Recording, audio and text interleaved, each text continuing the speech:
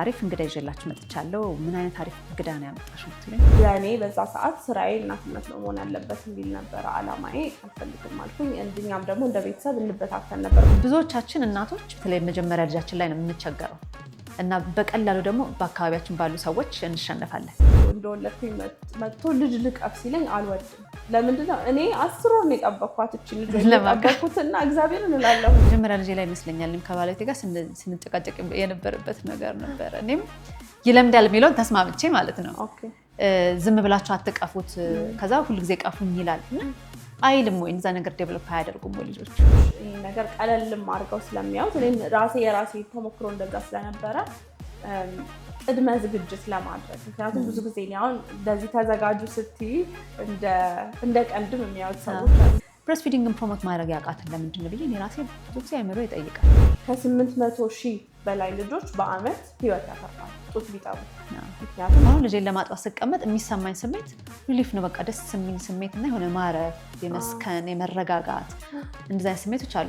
የሚገርመው ነገር የጡት ወተት መጠን የሚለካው በሳይዝ አይደለም። ምክንያቱም ዩዥዋሊ የጡት ወተታችን ከምንድነው ይሄ ከእንሽርት ውሃ ሽታ ጋር ይመሳሰላል እና ያ ጋይድ ስለሚያደርጋቸው የዳቦ ጡት ጋር ይሄዳሉ እና እኔ እሱን ዊትነስ አደረኩኝ ልጄ።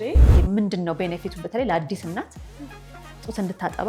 በዙሪያ ያሉ ለምሳሌ አሁን ገበያውን እንደምታየው ነው ብዙ ጊዜ አሁን እንዲያውም ብዙ የምንሰማው ጡት ማጥባት የአእምሮ ጤና አዛባ የሚሉ ሰዎች አሉ። ከብሬስት ፊዲንግ ጋር በተያያዘ ስልጠናም ትሰጫለሽ ታለማጫለሽ እናቶችን፣ እሱን እንድትነግሪኝና ይህም ዶክተሮች ምናምን ሲያገኙ እና ግን ሰው ይከፍልሻል እና አንዳንዴ ስታስቢ እንደ ሰው ሌላም ነገር ሰርቶ ይከፈለ የለ እኔሳ ለምንድን ነው ይህን የሚያክል ነገር እርዳታ እየሰጠው ለምን አይከፈለኝም? የትኛውም ቦታ ላይ ማጥባት ይቻላል አይደለ? በፊት አሁን እንደው በአይንሽ አይተሻል ወይ? አዲስ አበባ ከመጣሽ አሁን ደግሞ ያለሽበትም ሀገር ላይ መንገድ ላይ ካፌ ውስጥ ሬስቶራንት ውስጥ የሚያጠቡ እናቶች አይተሻል? ራስሽን ከሊ ወይም ደግሞ የኔ ቲኔጅ ልጅ ሊመጣ ስለሆነ ሸፍኜ አንኮምፎርታብል ስለሚያደርገው የሚሉኝ ሰዎች አሉ። ኢቭን በእኛ ማህበረሰብ ውስጥ አንዴ ፈተና ስትይ ታጠኛለሽ አይደለ? ከዛ አጥንተሽ የሆነ ያላጠናሻት ፓርት አለች።